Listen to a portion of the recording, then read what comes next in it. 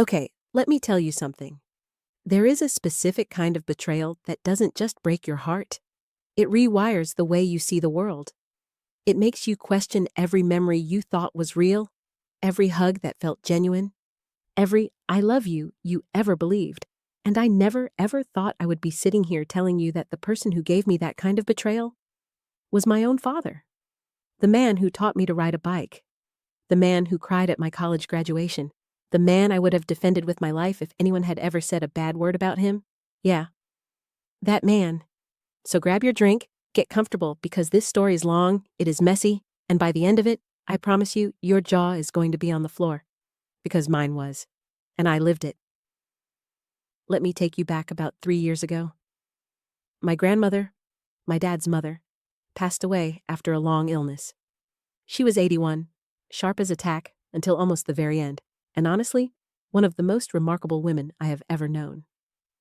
She raised 4 kids mostly on her own after my grandfather passed young, built up a modest but very real amount of wealth through decades of careful saving and a few smart property investments, and she was fiercely, loudly, unapologetically proud of her family. She used to call me her little shadow because when I was small, I followed her everywhere. Into the garden, into the kitchen, into her sewing room where she'd let me wind thread around my fingers while she talked. I adored her. Losing her gutted me in a way I still feel some mornings when I reach for the phone to call her and then remember. She passed on a Tuesday. The funeral was the following Saturday.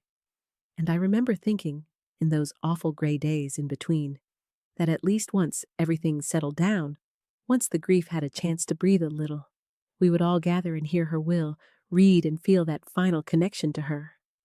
That last message from her to the people she loved most. That was naive of me. Very, very naive. My grandmother had one surviving child. My father, David. Her other children had passed before her, which was a grief she carried quietly and heavily every single day. That meant my dad was the sole living child of her estate, and he had 2 children of his own, me and my younger brother, Marcus. My grandmother had always made it clear in the way grandmothers do, not with legal language, but with kitchen table conversations and quiet squeezes of your hand, that she wanted to take care of all of us. She told me specifically, more than once, that she had set aside something for me. "You've always been responsible," she'd say. "You've always been the one who thinks ahead. I want you to have something solid under your feet." I held on to those words. Not greedily. I want to be clear about that. But because they meant she saw me. They meant she'd thought about my future and cared about it. The estate was not enormous, but it was significant. Her house, which she'd owned outright, was worth around $400,000 in that market. She had savings and investments totaling somewhere close to another $200,000, and she had some personal items of real sentimental and monetary value. Jewelry, some antiques, a few pieces of art. Altogether, we were talking about a substantial inheritance, enough to genuinely change lives. About 2 weeks after the funeral, my dad called me and said the lawyer was ready to go over the will. He said it would just be him and me at first, and then Marcus would join by phone since he lived out of state. That struck me as slightly odd. Why not all at once? But I didn't question it. I trusted my dad completely. Completely. I drove to the lawyer's office, sat down in that stiff chair across from a man named Gerald, who had reading glasses on a chain around his neck, and waited. What Gerald read out stopped my heart. My grandmother had left everything, the house, the savings, the investments, the jewelry, all of it, entirely to my father. No mention of me, no mention of Marcus.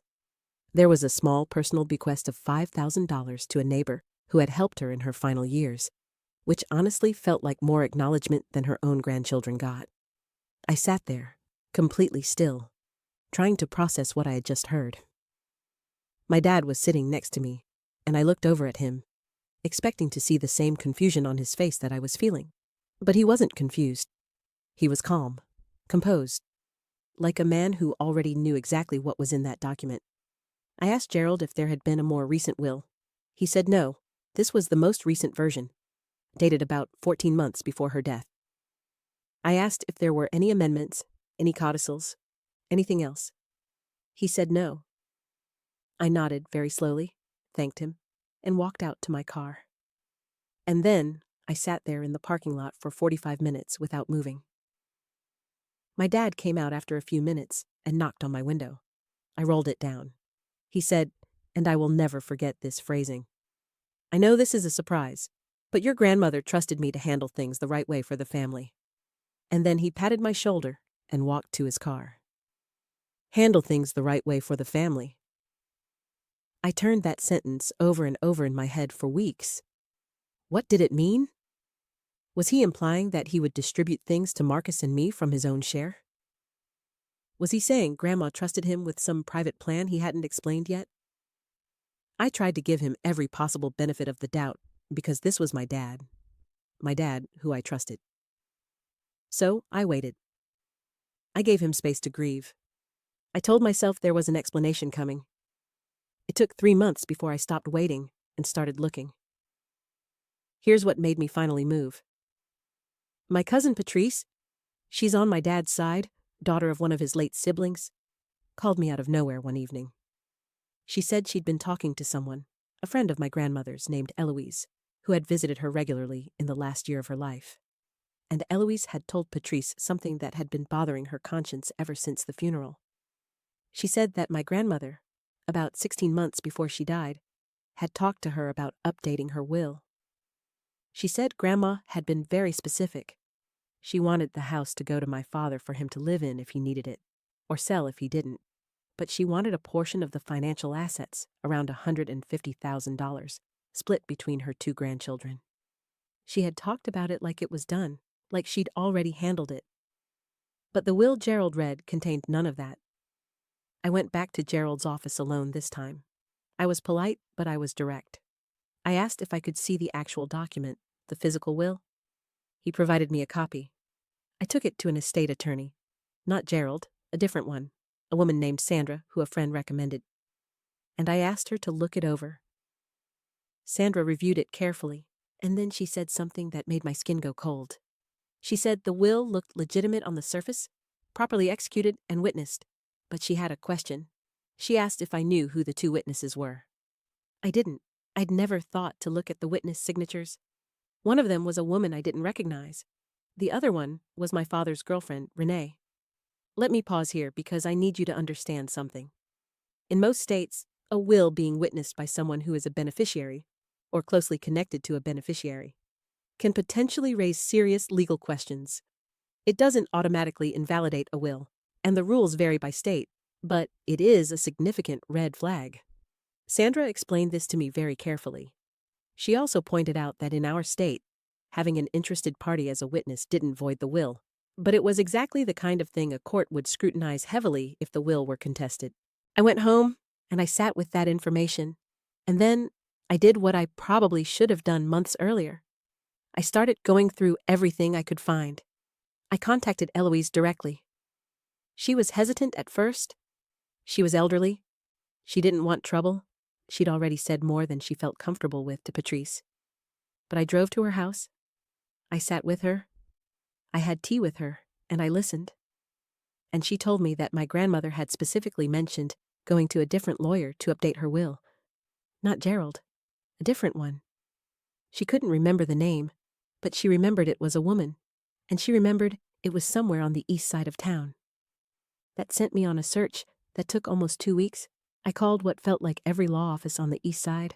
I explained who I was, that I was trying to locate a will that my grandmother may have executed in the last 2 years of her life.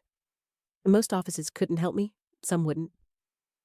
And then I got a call back from a paralegal at a small firm, a place called Whitmore and Associates, who said she couldn't confirm or deny over the phone, but that I should come in.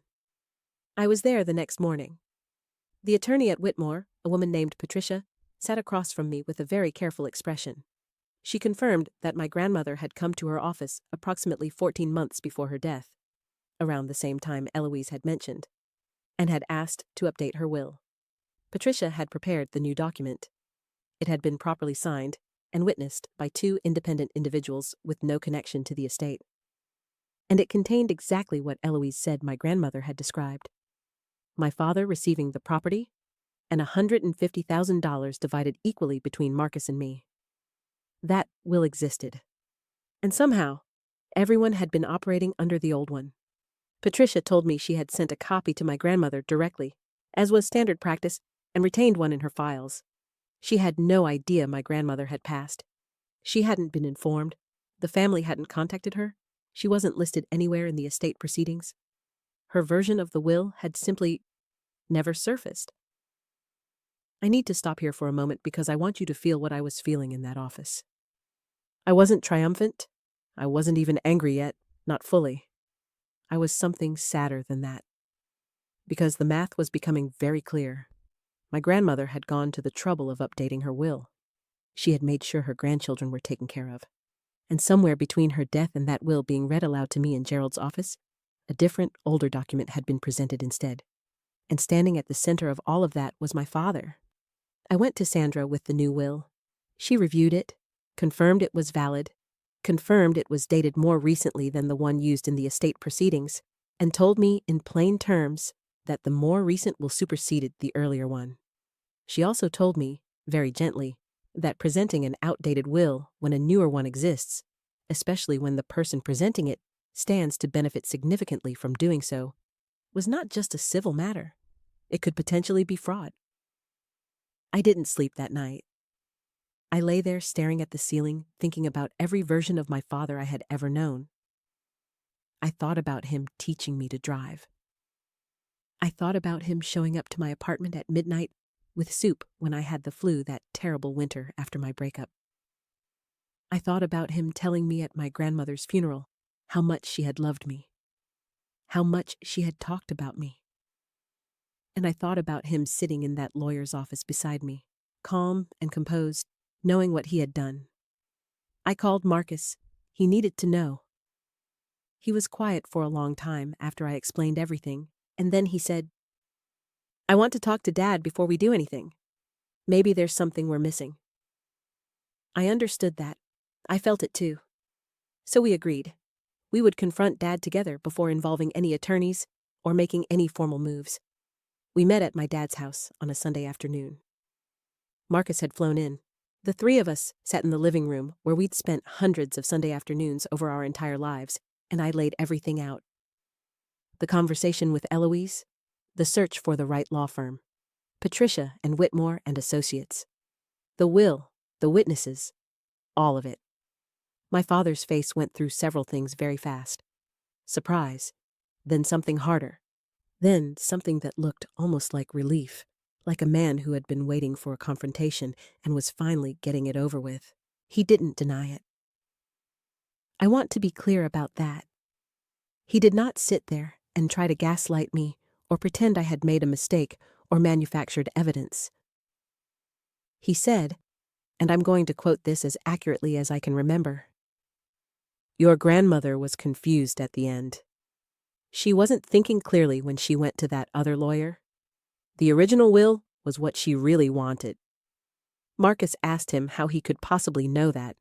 My dad said he had spoken to her about it, that she had told him the new will was a mistake, that she had wanted to go back to the original one but hadn't had the chance before she died.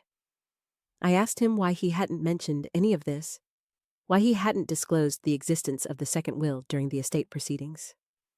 Why Renee, his girlfriend, had been a witness to the version that left him everything. He didn't have clean answers.